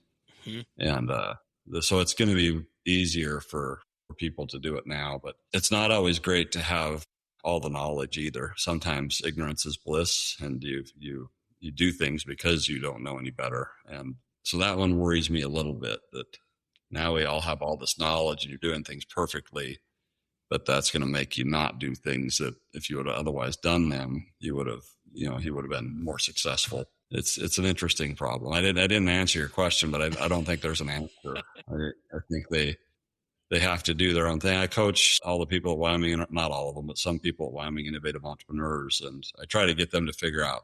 They usually know what they want to do. My mental fitness coach, Travis, he coaches me and all my people, and he coaches all kinds of top executives around the world. He's been doing it ever since he got out of being a Green Beret. He's been doing that. And he says the hardest thing for people is to choose what they want. So his saying is, you can have anything you want. You just can't have everything. And when he's working with people, they can give him a litany of things they don't want that are happening to them in their life. So he gets the list and he's like, okay, I got all that. I got all the stuff you don't want, but now what do you want? And that is such a hard question for us human beings, because we don't want to choose. Choosing and focusing is very important. If you look at my skill set, I mean, it sounds pretty broad when you read it off. It is broad, but I've been at it for 43 years, right? Yeah. But it's really focused on fixing things and making things and people. So really my depth out of that gets shallow. But I've been focused on this thing for 40 some years. That's why I'm where I'm at. And that's why I bought everybody out along the way, because they're like, done. Would you buy it from me? And I just kept buying, and you end up with this thing and this is why it's important to make sure it's your unique ability and passion, because I love this thing that I've created and co-created with all of these amazing people over the past 40 years. I love it, and I do it because I love it. And that's the most important thing, is if you love what you do, you'll keep focused on it and doing it. So you mentioned you were running about 6 or 7 million when you took over. Do you mind sharing what you've grown that to? How have you guys grown over the last 25 years? It's 115 million right now. And we grow around 5% a year, and it's choppy. It's not 5%. It's choppy, right? You'll have your ups and downs, but 115 million, and it's 100% closely privately held. As a matter of fact, it's 100% held by family for the first time ever as of 2 years ago. We bought the last non-blood shareholder out. So it's me. I own about half of it. And then I got my son, Gage, lives in Sheridan, and my nephews, Dustin and Jason, and they own the other half, which is beautiful. So why is that beautiful? Because you're not having to buy out any more shareholders. I've spent my entire life buying out shareholders. I can't even imagine how many I've bought out, like 20, some of them. It's incredible. So you got all of this equity going out to buy out past shareholders, right? And we're at the end of that because I don't want to retire. And thank goodness my partners don't want me to retire yet. So I get to stay and do the fun things. They do all the follow through stuff and run the company. It's managed by them. But I get to do the cool stuff that I decide to do in the microreactors or in AI or setting up this new NQA and the crazy new stuff that may or may not work, but somebody needs to go spend the time on it, right? And so that they do all of that. But so the reason that's important is too many of these companies are for sale. And if you're for sale, then, that's fine for the person that owns the shares and you get, pump it up for a big sale and they get a bunch of money and everybody high fives. But the company's never the same after the sale because it's got a different leader and they got to pay that sale back. It was probably sold for too much. And now the beatings will continue until they can get their money back out of it. And that company that bought it, a lot of times they're in it for a very short time. So they're just going to flog the heck out of it, try to get it worth 5 times more, and then they're going to dump it. The customers don't get great service. The employees are just getting whiplash and put through all kinds of nonsense. I like to own it and have the family own it to protect the shares. And then the companies ran for the good of the tribe, and the tribe being the employees, the vendors, the customers. They all count on us continuing to do what we do and continuing to grow and to be here when they pick up the phone.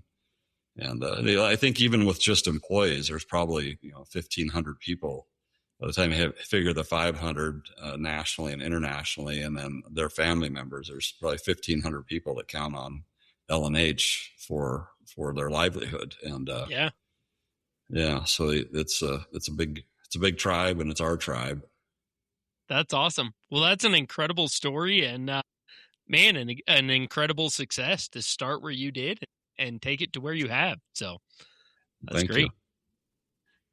You. Yeah, we'll keep rolling and keep pushing it. It gets easier the longer you go. Yeah.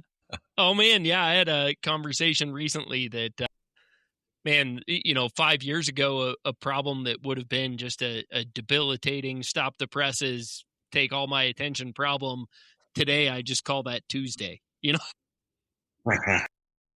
As the company grows and you grow and you gain ability and gain skills, and that's very evident with you as well. So yeah, you've been through it before, and you have better people and better machines and better systems, and you just sail through it. Where, like you said, it would stop you in your tracks 5 or 10 years ago, and now it's no problem. Just a Tuesday.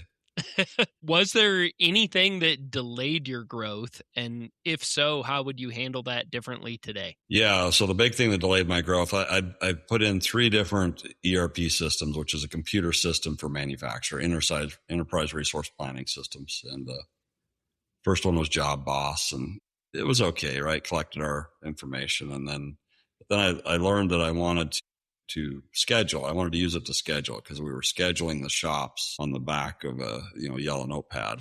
I would schedule the machine shop, and Roy would schedule the welding shop, and Lee would schedule the mechanic shop, and then we would try to work together, but we were actually competing, and we would try to get things to flow through them, and it was just an absolute nightmare.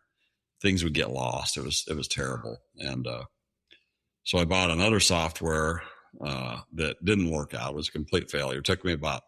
It was 2 years of trying to get it stood up. And at the end of that, I realized that it would not schedule. It wasn't going to work. They'd sold me a bag of goods that would not work. So I had a failure, right? That 2-year failure. And this was right when I was buying or taking over as president. So then I take over as president, and I've got this failure of the ERP system, and we're back to using Job Boss. And I come in with this new system called Visual that I'm like, okay, guys, I found the one. And I'm sure this one does what the concurrent finite scheduling that we want to do. And of course, people didn't, they weren't jumping up and down for that. So they were throwing rocks at me. But I started it, and I drug them kicking and screaming for 8 years because for a few reasons. I didn't know for sure that it would work.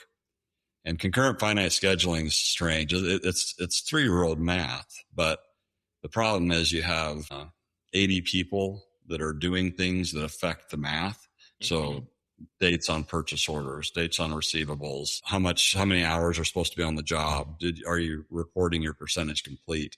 Just everybody that is feeding information in can screw up the schedule if they don't do their information properly. So you're running around. It's like pushing a waterbed down, right? You're running around getting this person to do it right. And then you run over here to get this other person to do theirs right. And by the time that they do, then they quit doing theirs right. So I was chasing that. And there was a few guys that were just that I should have fired a lot earlier or put the hammer down on. But I wasn't quite sure that it would work. So I drug them kicking and screaming. And it took me 8 years.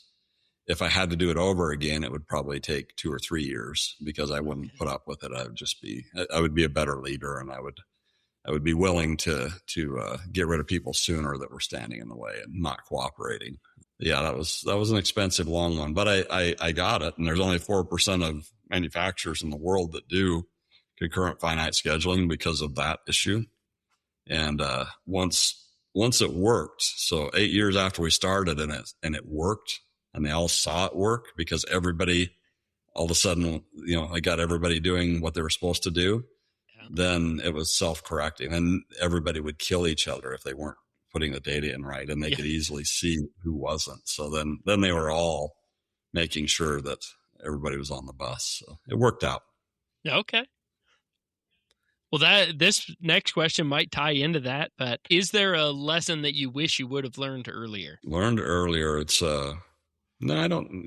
That one that would be better to learn earlier, and then anything to do with how to run people. And the I guess the biggest one that would have been the biggest benefit if I learned it earlier was mental fitness and mental resilience. If I would have got onto that earlier, that's been a gold mine in the past. We've been working on it 7-8 years now, and it's an absolute gold mine to focus on your mental fitness and your mental resilience and unpack that bag of stones that we all carry around and get that part of it for you and your people. And when you put it out for your people, don't expect people to run for it because they've been jaded by all of the normal ways of doing it. But if you get a really good guy like Travis and you pay for it and you allow them and their kids or their family to do it, you can change a lot of lives. And you can save a lot of employees. You can save a lot of marriages. It's a complete game changer for you and your people. So that was going to be my follow-up question there is especially in the trades, I think a lot of people are somewhat resistant to programs like that. I mean, yeah. What does that look like, and how did you gain the engagement of your staff? How did you gain the buy-in? Yeah, so I was doing it to begin with, and it was working so well that I offered it to my family, and it was working so well there that I came to my partners and said, hey, I'd like to offer this. And we put it out there, and I started by doing videos and recording podcasts like this. They're on LNH, honestlybettermentalfitness.com, free to everybody. And so Travis and I started sitting and talking like this about these issues and about what I was working on, what he sees in the world. So that made it accessible. People could see that, see that I was in it and I was talking about it as the leader. But what ended up happening was when we first introduced it, the people that were really in crisis, usually divorce or their teenage children are just, into drugs and alcohol and going off the rails. So something traumatic like that. There was 4 people that engaged him. And then he's so amazing that they told their friends and then they told their friends. So now we're up to 100 sessions a month, which is unbelievable. We're maxed out and we've added some other resources. Stacy Stuckey, my executive assistant, does the unique ability, Colby Clifton and print stuff so that he can, hey, you need to go figure that out, go over to that person. And we've got another Sarah that works full time in Gillette. And if you're working on your health and your fitness, she can also do some mental fitness and resilience stuff too. She's into that, but she was hired for the health and fitness side of it. So we got 3 people that are focused on that and incredible engagement. And you can't pencil it out on a spreadsheet. So when I tell other entrepreneurs about this And then I've even introduced people to Travis before, but he's too busy now. He can't take anybody else. But when he could, nobody could replicate it because they couldn't get past, they wanted him to only talk about work stuff and not include the family. And they wanted to see it pencil out on the spreadsheet, and it just doesn't work. It kills the thing, right? Whereas we're just like, hey, if you're helping our employees, I don't care if it's their significant other or, their kid, whatever, just do what you need to do and we'll cover it. And that works. And then we're hands off. We give him a list of who our employees are so that he can make sure that they're just not random people coming in off the street, but we run it pretty loose, and that works. And then when you talk about return on investment, you have to use your imagination. What does it save you to not have people in a funk for years after a divorce, or better yet, the ones that you saved from being divorced, or the ones that would have quit because they were in such a down area that they would have flamed out and quit, and you were able to help them recover from that. That's worth. I think it's worth millions a year to us, and it's costing us about $250,000 a year. But you could argue that because you can't point to the column on the spreadsheet that quantizes it. It's like health, right? If you prevent the heart attack or the cancer, you don't have the measurement. Yeah, that's good stuff. We've tried to get some programs like that going a lot smaller scale than that in my business, and we just had a hard time getting employees to take advantage of it or get the buy-in. But it sounds like you guys have kind of found the secret sauce there. It's all about the quality of the person that's doing the helping. I ran into Travis at this executive 40 years of Zen that you go to, and it's 1 week expensive, intensive executive training. And I ran into him and it was incredible. And I'm like, man, I'd really like to bring this back to my family, but I can't afford to, schlep all them out here and pay for each of them to come to this, nor would it fit what that program is for. And asked him if he would try to do it on Zoom. And he's like, yeah, let's try it, see if it works. But it's the quality of the person. That's it. Right. That's all I'm trying to say. If we lose Travis now, Stacy's amazing and Sarah's amazing. So we have a couple that are backfilling, but Travis is just next level. And he's spent, I think he was a Green Beret in 2000. So he spent all that time since then training in this. He'll be hard to replace. I did create a Yoda chatbot though, that's available for anybody that wants it. That's on that Honestly Better Mental Fitness website, and it runs off of ChatGPT. It's trained off of all of the ancient mental fitness people, like philosophers that Travis believes in and follows their teachings. It's all ancient wisdom, right? So it's trained off of all this ancient wisdom, and then all the stuff that Travis and I do, and my Know Thyself, Love Thyself book. And it's really good. It works amazingly well. I get a lot of incredibly positive feedback. So that's available to anybody in the world. You can get it on ChatGPT, or you can get it on my Honestly Better Mental Fitness website, and check it out. It's really good. That's nothing awesome. better than face to face with Travis, but this is available 24/7 free. Yeah, that's cool that you put that out there for the whole world and allow access to everybody. That's great. So yeah, it's the right thing to do. Is there an opinion that you once held strongly that you've changed your mind about throughout your experience as a leader and throughout your career? That I held strongly that I changed. Yeah, school was the first one, right? So I thought school was dumb as hell, and then I realized it's not dumb. It just didn't fit for me being told what to do. So, I changed my mind on a lot of the schooling stuff. Although I think now schooling is going to be completely disrupted by AI and needs to be in a lot of ways. But there's still a lot of, when I say that I mess around with Harvard and MIT, a lot of people are like, oh, that's snobby, which I was in that camp before I went there. And once you go there, you realize that these are just, top of the top elite people that are getting shit done. And you should hang out with them more. They're not as snooty. Most of them aren't as snooty as you think they are, right? So that's the school side of it. I've spent a lot of time on thinking about compensation, because compensation and incentives. So when I was young and naive, I wrote my thesis at Kennedy Western on compensation, and I had a strong feeling that incentives would really drive performance. Mm-hmm. And I proved myself wrong. About 2010, I finally woke up to the fact that the compensation needs to be there, but it is not what keeps people there. Good people, as a matter of fact, I learned the opposite. The more you pay people, the more they'll just flake out and leave on you or resent you. As I was watching people with other companies that were getting paid, $300,000 for a job that they should have been paid $150,000 for, and they completely resented their employer for it and left and went into competition with that employer. And that would happen time and time again. So it was interesting. As far as the compensation, people want fairness. Fairness is way more important than the amount. So as an employer, you really have to get fair on, well, how do we decide who gets paid what? And how do we do profit sharing? So is the profit sharing fair?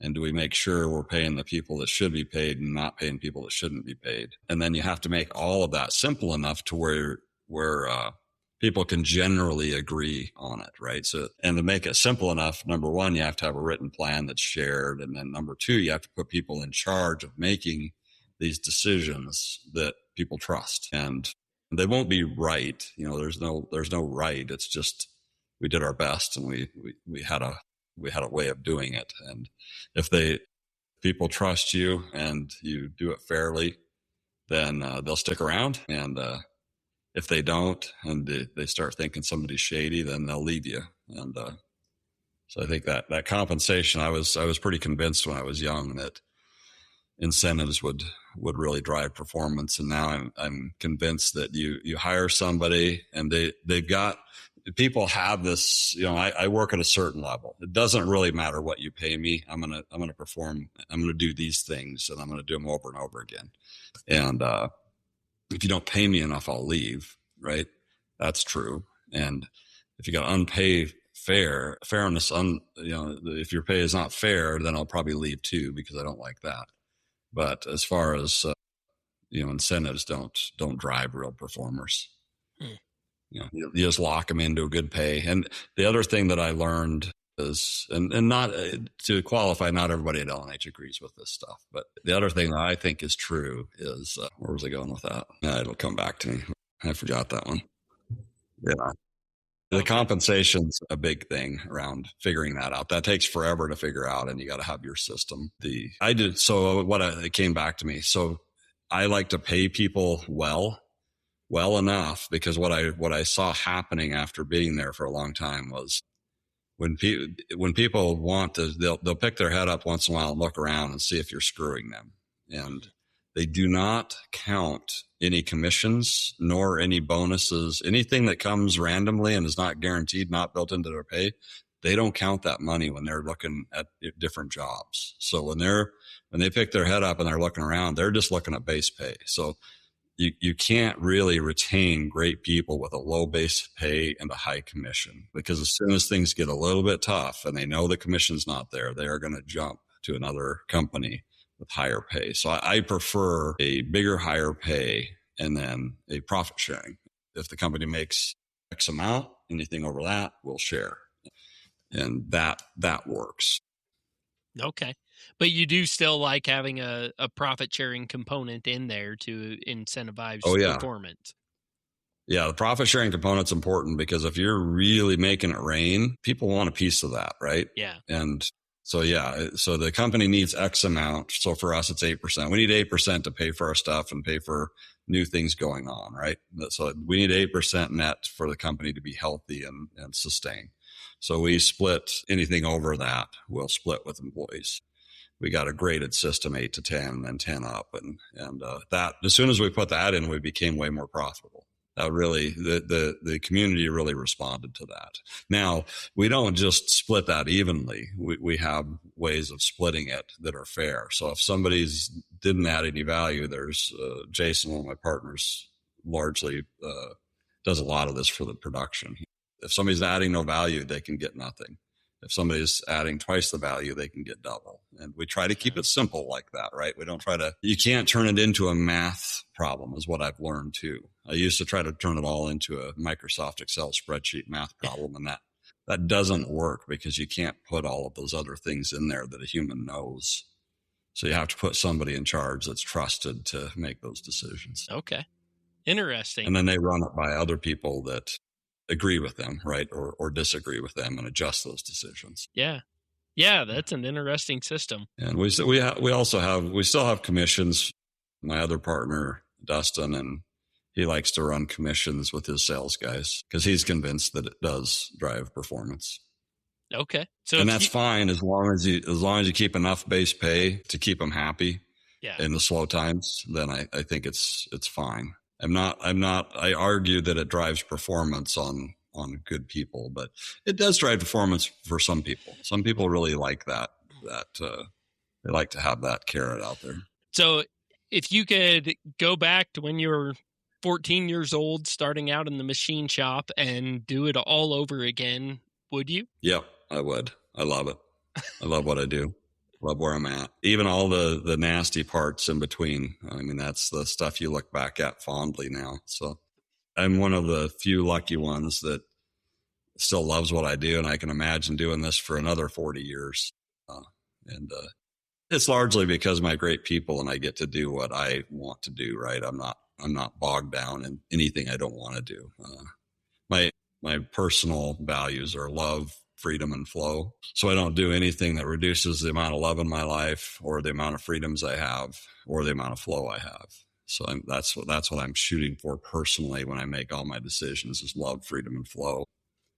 Plus, I'm not good at the follow through stuff anyway, so I drive my guys crazy if I get into it. So they're just like, let me take that. I'll do that for you. I'm like, great, please do. Awesome. That sounds like a sweet place to be. Yeah. What has been your biggest win as a leader? Biggest win?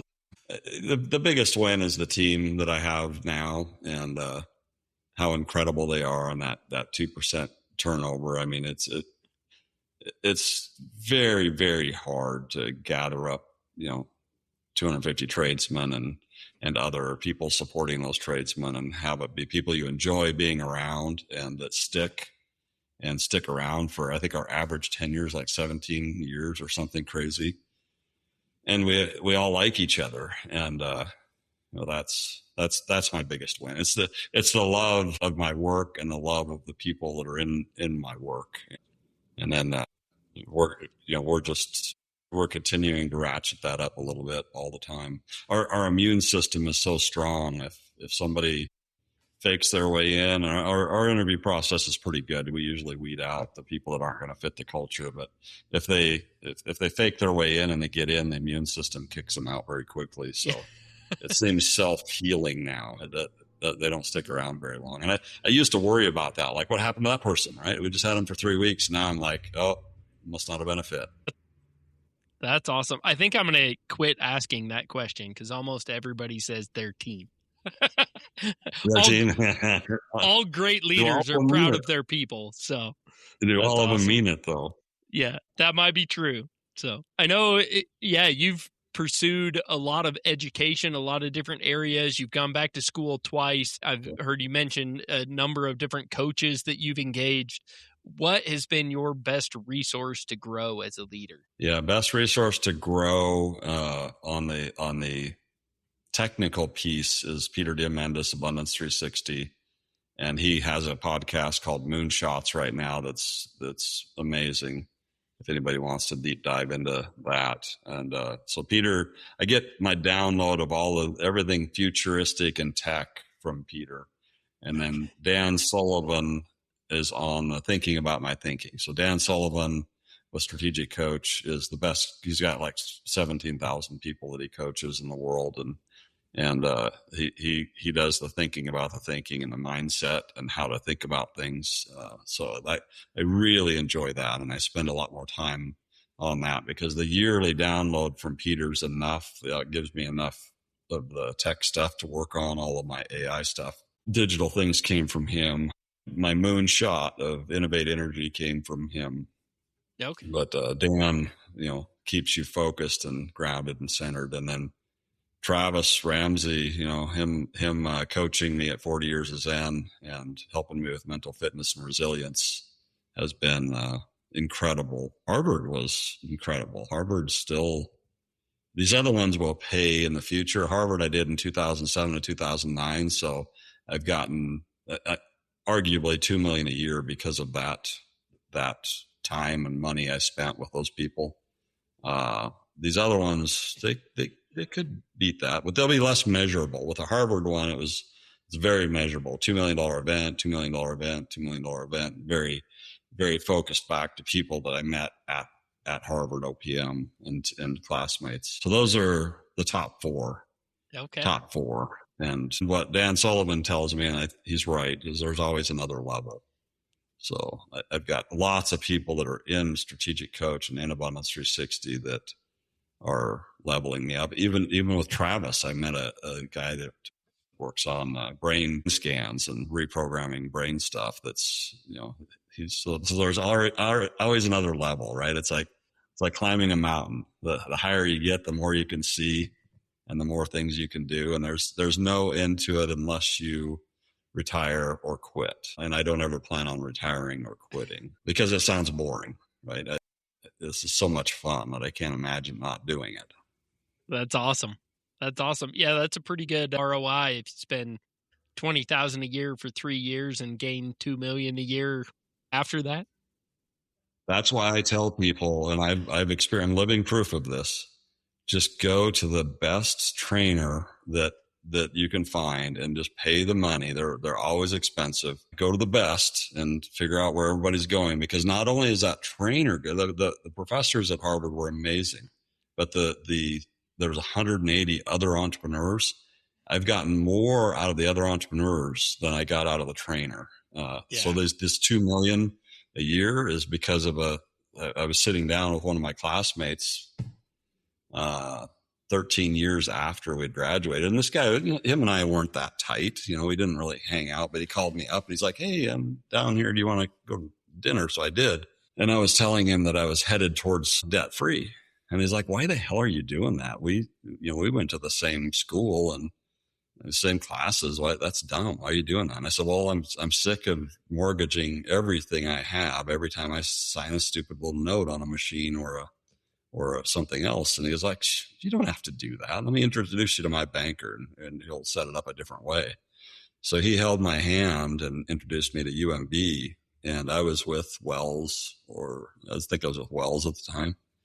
And it cut my bank costs by $2 million a year by that one conversation with that one OPM guy and his intro to the bank. And then his holding my hand through, do it this way, don't do it that way. It's incredible what those are the little things the little stupid things that happen, right? That if you're with the right people. So go to the best trainer that you can go to. And I'm not saying just damn the cost. I know cost matters, but man, I can't imagine my life if I wouldn't have talked my partners into letting me spend that 20 grand in that 3 weeks a year for 3 years. I wouldn't be where I am today. Yeah, that's something in my own life I regret not seeing the value in earlier with my own education and connections. I always kind of discounted the connection aspect, and I thought, well, I'm going to work hard, I'm going to prove myself and stand on my own work. And, I think there's value in that, but man, the connections you can build along the way, there's a lot of opportunities I missed by not leveraging that. So there's a lot of they good call advice it a watering. There. The Bill Ollett from MIT calls it a watering hole. And what he means by that is, you should hang out with people that you're aspiring to be like. So if you're aspiring to be a phenomenal business person of a privately held business and you go to a Harvard OPM, then you're around 180 people that have a very similar setup like you and are heading the same direction, and you feed off of each other. And it's a watering hole, and you are who you hang out with. So if you don't like where you're at in life, just look around and see who you're hanging out with and change to hanging out with people that are where you want to be, that challenge you, right? And I think that one of the reasons we don't do that is we don't want to look stupid. I don't like losing. I don't like looking stupid. But you know what? That's when I learn. So when I put myself in a situation where I'm with people that are way, way higher than I am, and I don't even understand what they're saying, but I want to, then I'm learning. And then I try to do that for others to pass it down, right? Because if I'm going to do that, and these people are always incredibly gracious to hand me everything that they have. So that's one of the reasons I try to do the same thing, because I think we're all put here to help elevate each other, and we're all on a journey. It's an individual journey, but we can sure help each other get there if we're clear on where we want to go. Amen. Good stuff. So you mentioned selecting the best trainers. I know, I mean, we live in a world now where it seems like everybody is a personal coach, a life coach, some sort of a coach without any real backing or experience. And I've had some experience with some that were definitely not worth the money. How do you go about vetting, finding the best trainer and vetting that to make sure it's somebody that really can provide value? Yeah, I get hit up by all kinds of them, because these Abundance 360 and Strategic Coach I go to are full of those people that are just looking for people to coach. And so, I get them from each other. So I met Dan Sullivan through Peter Diamandis. So they were vouching for them, right? So it's usually a referral. I'm very suspicious when I get hit up by somebody that just cold calling. Matter of fact, if they're hitting me up on email or LinkedIn, I just ignore it. That's not how I find my people. And frankly, right now, I don't need any more people. I got so many people that are helping me that I'm committed with. I don't have another time. So there's actually a couple people that I would love to engage with that I know could teach me a lot about AI. And I can't do one more engagement. I'm already doing Abundance 360, Strategic Coach. I'm already doing the Travis stuff. That's enough, right? It's enough. So I will tend to do too much of it. And then you're not doing your day job, which is what the point of doing all this stuff is, to enhance your day job, right? But then you're spending all your time training, and I'm guilty of that. So but have people that you trust tell you about these people. You can find them. You can find them easily now, but also use AI. Is a incredible teacher now of anything that you want to know. And it's on your terms at your demand. So I use AI a lot for teaching me and training me. And I'll use it to sort people out too. But you'll know it when this person really has something to offer you, and it just feels right, and your head, heart, and your gut are like, yes, I have to do this. That's when you do it. So if it's a hell yes, do it. Okay. If it's anything but a hell yes, don't do it. Yeah, I had a personal rule there for a few years with, if you call me trying to solve a problem I didn't know I had, the answer is no. That's good. I like that. If I know I have a problem, I will go find you to solve it for me. If you call me trying to solve one of my problems, that's not a problem that I have. So, yes, and the world is so full of them now, and they're making these AI agents to chase you around. It's going to get exhausting, but we'll filter them all, right? We'll put them all on block. Yep. All right. Well, this is my favorite question that I ask of every guest. Are you a person of a particular faith tradition? And if so, how has that shaped your leadership journey? So I was brought up Catholic, and my parents were pretty strict Catholic. I was baptized, and we went to church probably till 17 or something when they gave up. And I am very spiritual, but I'm not religious. The religions bug me because of the control issue. I already told you I have control issues. I don't like being controlled. And church seems like it was set up by men to control men. Right? And so I don't like that, but I'm because of that. And I'm very glad that my parents put me through the Catholic stuff. And I believe in God. I believe in Jesus. I know that all happened. And I believe that there's higher powers. I know there is. I know now today more than I knew 3 years ago that there are higher powers. I mean, I believe there's angels following me around. There's no way I could have gone where I'm at in my life without having a guardian angel. Now that's a very Catholic thing, right? So, but I'm a believer. I have an incredible amount of faith, and not actively in any religion, but I like them all. And what I do now is, when I'm searching for the truth, is I go to my AI and I say, look at all of the religious scriptures from everything and tell me what you see common through all of them. That's where the truth lies. There you can find the real truths. But then when a person grabs that and creates the religion, and they put things in, and they put them in for good reason, to get people to behave in a certain way that's better for those people, and to get money out of those people too. But there's a lot of truth in all of the Bibles and all of the religions, and they're very useful. And I would encourage anybody to go through it. And I think the point is to become very spiritual and know there's something beyond yourself, and also know that we're all connected. We can all read each other's minds, and we don't like to know that because it's very uncomfortable. But we're connected people, and you can. I don't know what the connection is, but I can tap into the spirit of all of it and get downloads that just came from somewhere that I just know, but I don't know how I know them. Okay. How about you? I'm a committed practicing Christian. Nice. So we attend a Christian church, and pretty devoted there. So that's awesome. Yeah. I love it. And anytime that you're meditating or praying or in any of that, it's very valuable time. Yeah. So is there somebody that you would like to see on the show? Somebody that has a really unique story or an interesting career, interesting industry that you'd like to learn more about? That's interesting. Elon Musk's always interesting to talk to. Well, if you can make that connection, I would love to have him on. Yeah. I will have to think about that. Right now, he's not responding to my emails, so. He's not? Dang it. Any of the politicians running this race we have coming up is very important, and I want the politicians that are for pro-business and growth and diversification, and to win. This radical stuff is wearing on me. But I was talking to Bo Beitman.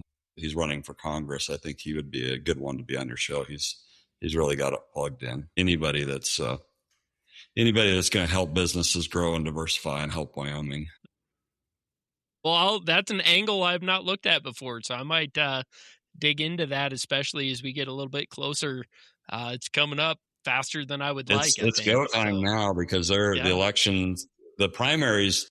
Other thing that the people need to know is the primaries are what sets it all. If you don't vote at the primary, your vote's really not that important. Especially in Wyoming. Especially in Wyoming, the primary decides it. The general election, it's all done by then. And I'm very guilty of not going to the primary, but from now on, I have not been very happy with our politics the last couple of years. So from now on, I'm going to make sure I make it to those primaries, and I'm going to be preaching to everybody to make it to the primaries. I think Bo said it was in August 18th or something. So it's coming right up. So it's game on for the election right now. Yeah. And all right. It's time. I might have to look into that. Well, my last question, we ask of most of our guests to either fuel or settle the debate. If you have a job to do and have to use a cordless tool, which brand do you prefer? I buy the DeWalt. Okay. I like DeWalt. What about you? I'm a DeWalt guy. I think Milwaukee has been edging us out. Those are the two big contenders of all my guests, is Milwaukee and DeWalt. And I think Milwaukee might be pulling ahead, but I'm a DeWalt guy. Really? I've had DeWalt for a long time. They've just served me well. Yeah. That's right. I like them. Awesome.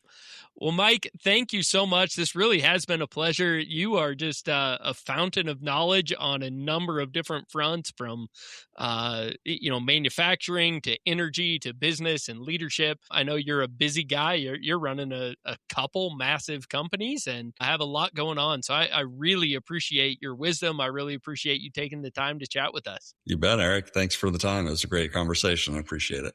Yeah, this has been great. And thank you guys for joining us here on From the Ground Up Show. Again, if you like the content, if you want to support the show, like, follow, subscribe, share on your favorite podcast platform, YouTube, social media. We are at From the Ground Up Show. Check out our merch store, shop.fromthegroundupshow.com. And pause this episode, send it to a friend, send it to somebody that's interested in energy or business or leadership. Mike has had a lot of great stuff that almost anybody can benefit from. So if you're really feeling generous, take a few minutes and leave us a 5-star review on whatever platform you're listening on. Until next time, keep grinding.